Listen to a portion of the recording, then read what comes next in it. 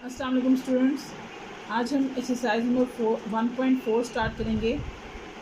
Exercise number 1.4 को start करने से पहले हम इसके बारे में कुछ बेसिक रूल्स को समझ लेते हैं। इसके बेसिक रूल्स हैं मल्टीप्लिकेशन।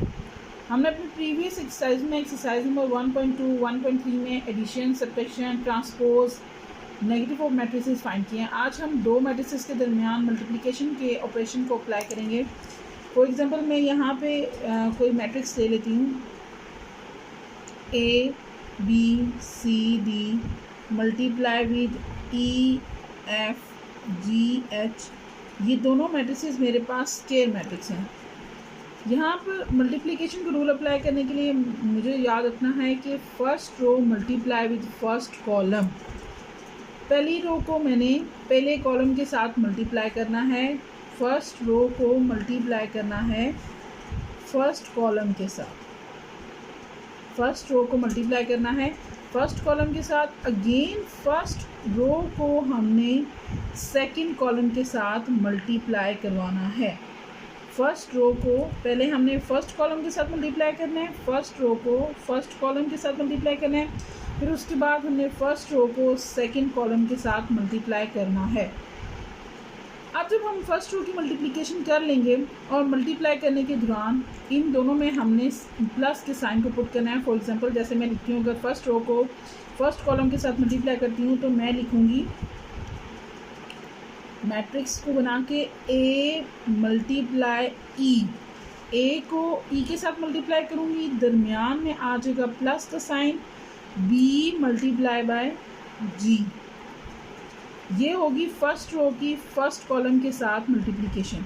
अब मैं इसी तरह फर्स्ट रो को सेकंड कॉलम के साथ मल्टीप्लाई करूँगी तो थोड़ा सा डिस्टेंस, जैसे इनके दरमियान में थोड़ा सा डिस्टेंस है, इसी तरीके से मैं यहाँ पे थोड़ा सा डिस्टेंस छोड़ के आगे लिखूँगी A multiply F plus B multiply H. अब इसके बाद फर्स्ट रो को फर्स्ट कॉलम के साथ मल्टीप्लिकेशन के बाद, फर्स्ट रो को सेकंड कॉलम के बाद, अब हमारी बारी आती है सेकंड रो की। जिस तरह हमने फर्स्ट रो के ऊपर मल्टीप्लाई किया इसी तरह हम सेकंड रो को मल्टीप्लाई करेंगे। तो सेकंड रो को क्या अप्लाई करना है, second row multiply with second column and second row multiply with second column and second row multiply with first column. Second row को हमने फर्स्ट कॉलम के साथ मल्टीप्लाई करने पहले, फिर सेकंड रो को हमने सेकंड कॉलम के साथ मल्टीप्लाई करना है। जैसे कि हमने ऊपर मल्टीप्लाई किया इसी तरह अगेन इसको मल्टीप्लाई कर देंगे, C multiply by E plus D multiply by G, थोड़ा सा डिस्टेंस छोड़ के C multiply F plus D multiply by H. इसको आपने मल्टीप्लाई करना है। यहाँ पे तो ये हमारे पास अल्फ़ाबेटिकली हैं, तो अगर ये आपके पास डिजिट हो या नंबर फॉर्म में हो तो आपने क्या करना है, इन दोनों की आपस में मल्टीप्लिकेशन करवानी है और मल्टीप्लिकेशन के बाद आपस में इनको कर देना है प्लस। अब उम्मीद करती हूँ कि आपको ये मल्टीप्लिकेशन के रूल समझ आ गए होंगे। अब इन रूल्स को डिस्कस करने के बाद हम चलते हैं एक्सरसाइज नंबर 1.4 की क्वेश्चन नंबर 2 की जानिब। क्वेश्चन नंबर 2 में हमारे पास है if A is equals to this and B is equals to this then find A B. And question number 1-2 का पार्ट 2 है बी ए इफ़ पॉसिबल। अब यहाँ पे मैं पहला क्वेश्चन अपना है मेरे पास ए बी, मैंने ए और बी दोनों मैट्रिसेस को आपस में मल्टीप्लाई करवाना है। तो मैं लिखूँगी A B is equals to, A की वैल्यू क्या है मेरे पास 3 -1 0 2 और ए के बाद मैंने किसकी वैल्यू डालनी है, बी की वैल्यू है 6 एंड 5। अब इन दोनों वैल्यूज़ को मैंने पुट कर लिया। अब क्या करना है, मैंने आपस में मल्टीप्लिकेशन करवानी है। वो कैसे, जैसे मैंने आपको पहले बताया, अगर आप इस सिचुएशन को देखें तो आपके पास इसमें ये एक आपके पास स्क्वायर मैट्रिक्स है और ये आपके पास स्क्वायर मैट्रिक्स है और ये आपके पास कॉलम मैट्रिक्स है। इन दोनों मैट्रिक्स की आपको मल्टीप्लिकेशन करवानी है। तो कैसे, सिंपल है, इसमें सिर्फ एक रो है तो आपके सोल्यूशन के बाद भी एक कॉलम है तो सोल्यूशन के बाद जब आप इसको सॉल्व करेंगे तो आंसर में इसका एक ही कॉलम आएगा। वो कैसे कि first row multiply with first column, first row को आपने फर्स्ट कॉलम के साथ मल्टीप्लाई कर देना है। तो 3 multiply by 3 multiply by 6 plus 0 multiply by 5। 3 को हमने 6 के साथ मल्टीप्लाई करना है, दरमियान में हमने प्लस का साइन पुट करना है और फिर 0 को हमने 5 के साथ मल्टीप्लाई करना है। ये फर्स्ट रो की मल्टीप्लिकेशन होगी फर्स्ट कॉलम के साथ। अब फर्स्ट रो की मल्टीप्लिकेशन सेकंड कॉलम के साथ हम नहीं कर सकते क्योंकि आपके पास जो सिचुएशन है, सिचुएशन के मुताबिक इस मैट्रिक्स में कोई दूसरा कॉलम मौजूद नहीं है। तो आपका जो मल्टीप्लिकेशन है वो फर्स्ट रो की फर्स्ट कॉलम तक ही रहेगी। अब इसी तरह हमने सेकंड रो को फर्स्ट कॉलम के साथ मल्टीप्लाई करवाने देना, तो -1 multiply bye 6 plus 2 multiply by 5।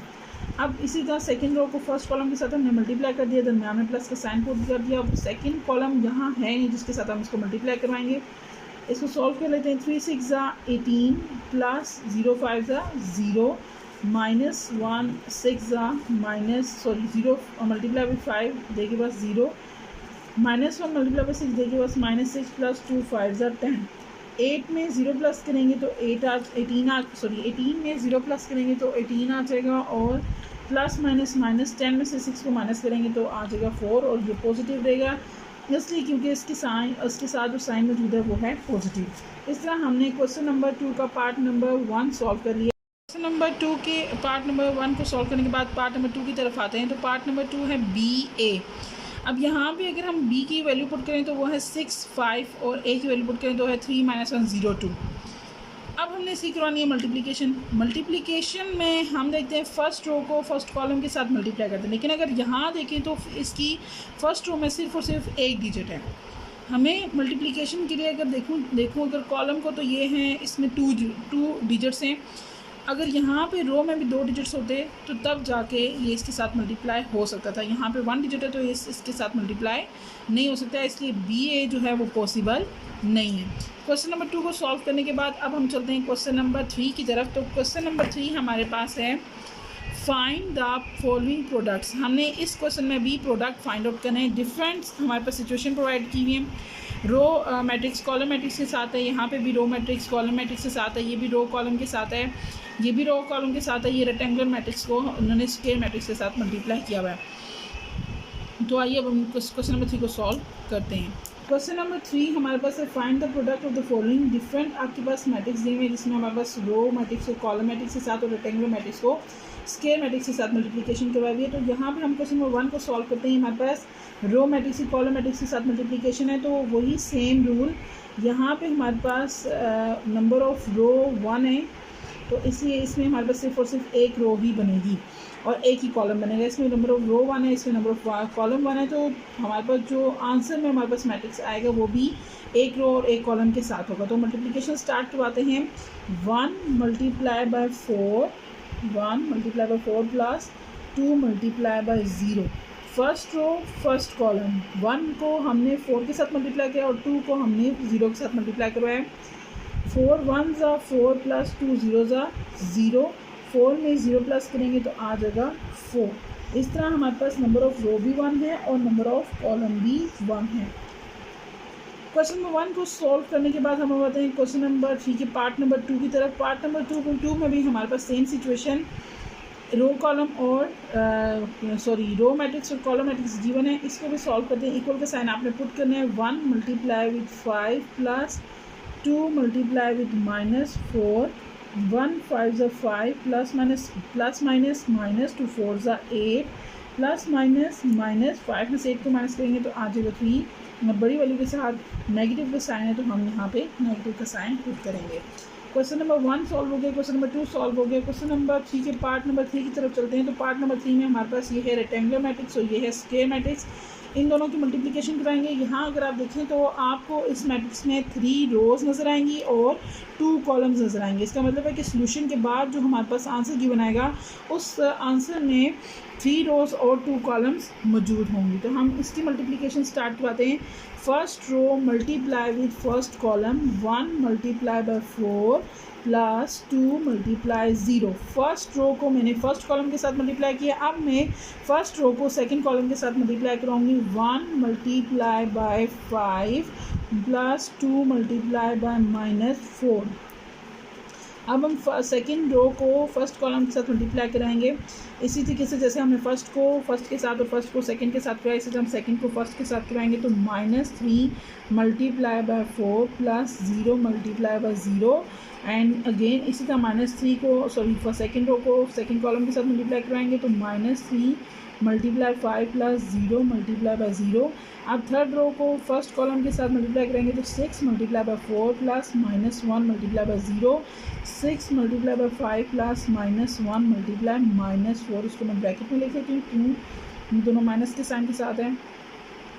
ताकि आसानी से इसकी सिंप्लीफिकेशन हो सके। 4 1 ज़ा 4 प्लस 2 0 ज़ा 0, 3 4 ज़ा 12 विद नेगेटिव साइन 0 0 ज़ा 0, 6 4 ज़ा 24 plus minus minus plus minus minus, यहाँ पे आप साइन पुट करेंगे माइनस का, 1 0 ज़ा 0, 5 1 ज़ा 5 प्लस माइनस माइनस 2 4 ज़ा 8, माइनस 3 5 ज़ा 15 प्लस 0 ज़ा 0, 6 5 ज़ा 30 and minus minus plus plus plus plus 4 1 ज़ा 4।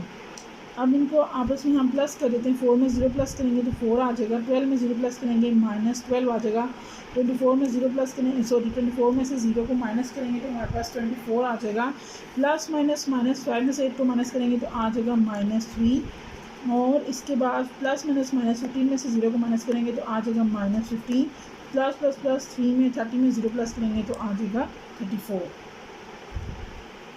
क्वेश्चन नंबर 3 को सॉल्व करने के बाद अब हम स्टार्ट करते हैं क्वेश्चन नंबर 4। क्वेश्चन नंबर 4 में हमारे पास वही सेम सिचुएशन है, मल्टीप्लाई द फॉलोइंग। इस क्वेश्चन में भी हमने दोनों मैट्रिसेस के आपस में मल्टीप्लिकेशन करवानी है। एक मैंने क्वेश्चन नंबर 4 का पार्ट नंबर ए सॉल्व करेंगे और एक हम क्वेश्चन नंबर 4 के पार्ट डी को सॉल्व करेंगे।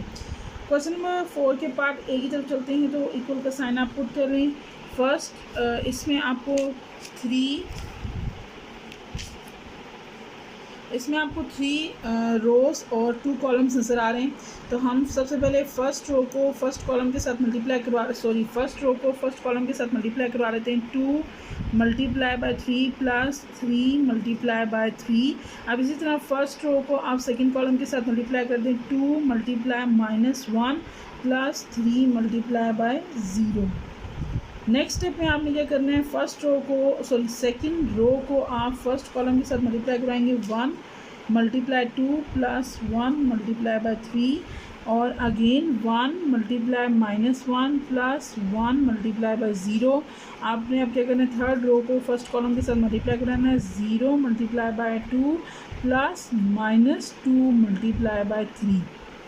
अब इसके बाद नेक्स्ट आपने क्या करना है, 0 मल्टीप्लाई -1 प्लस -2 मल्टीप्लाई बाय 0।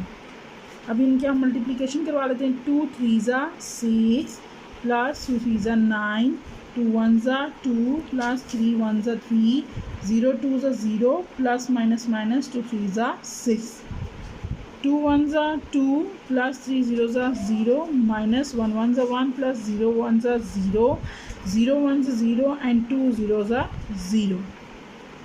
6 में 9 प्लस करते हैं तो आ जाएगा आपके पास 15। 2 में 3 प्लस करेंगे तो आ जाएगा 5। 0 में से -6 करेंगे तो आ जाएगा -6। 2 में 0 प्लस करेंगे आ जाएगा 2 प्लस माइनस माइनस 1 एंड 0। इस तरह हमने क्वेश्चन नंबर 4 का पार्ट ए सॉल्व कर लिया है, जिसमें हमारे पास हमने इस मैट्रिक्स को सॉल्व करके हमारे पास नंबर ऑफ़ रोज़ कितने आ गए 3 और नंबर ऑफ़ कॉलम कितने आ गए 2। जैसे कि हमारे पास क्वेश्चन में ही ये सिचुएशन क्यों थी कि हमारे पास एक मैट्रिक्स जिसके 3 रोज़ हैं और दूसरे मैट्रिक्स जिसके जो मैट्रिक्स के साथ मल्टीप्लाई और उसमें 2 कॉलम है। तो इससे हमें पता चल जाएगा जो आंसर हमारे पास गिवन होगा उसके अंदर 3 रोज़ और 2 कॉलम ही हमारे पास ऑब्टेन होंगी। क्वेश्चन नंबर 4 के पार्ट ए को सॉल्व करने के बाद हम पार्ट नंबर डी की तरफ आते हैं। तो पार्ट नंबर डी हमारे पास दोनों स्केयर मैट्रिक्स हैं, लेकिन सिर्फ एक इसमें जो डिफरेंस है वो सिर्फ और सिर्फ ये है -5/2 जो कि हमारे पास फ्रिक्शन की फॉर्म में मौजूद है। इस क्वेश्चन को हम स्टार्ट करते हैं तो थोड़ा सा स्टूडेंट्स इसमें कंफ्यूज हो जाते हैं। बाद स्टूडेंट्स इसको आसानी से सॉल्व कर लेते हैं और कुछ जो स्टूडेंट्स होते हैं वो इस क्वेश्चन में कंफ्यूज हो जाते हैं सिर्फ और सिर्फ इस फ्रिक्शन की वजह से। ये क्वेश्चन बहुत ही ईजी है, इसको सॉल्व करते हैं तो फर्स्ट रूल्स वही हमारे पास सेम है, जस्ट एक स्टेप हमने इसका डिफरेंट करना है। वो क्या कि फर्स्ट रो को हमने फर्स्ट कॉलम के साथ मल्टीप्लाई करवा लेना है। 8 मल्टीप्लाई बाई 2 प्लस 5 मल्टीप्लाई -4। अब इसी तरह first row multiply with second column तो आ जाएगा 8 multiply -5/2 plus 5 multiply by 4। Matrix को क्लोज कर लेते हैं। Second row multiply with first column तो 6 मल्टीप्लाई बाई 2 प्लस 4 मल्टीप्लाई -4। इसी तरह 6 मल्टीप्लाई -5/2 प्लस 4 मल्टीप्लाई बाई 4। अब यहाँ पे नेक्स्ट स्टेप इसका क्या होगा, बाकी तो ये देखिए ये दोनों टर्म्स सिंपल मल्टीप्लिकेशन और एडिशन हो जाएंगी। हम इस टर्म की तरफ आते हैं तो इस टर्म में हमारे पास है फ्रिक्शन की फॉर्म जो कि हमारे पास दूसरे डिजिट के साथ मल्टीप्लाई हो रही है, मतलब ये दोनों आपस में मल्टीप्लाई हो रहे हैं। तो हमने छोटी क्लासेस में जैसे 6, 7, 8 में ये क्वेश्चन सॉल्व किए हुए हैं।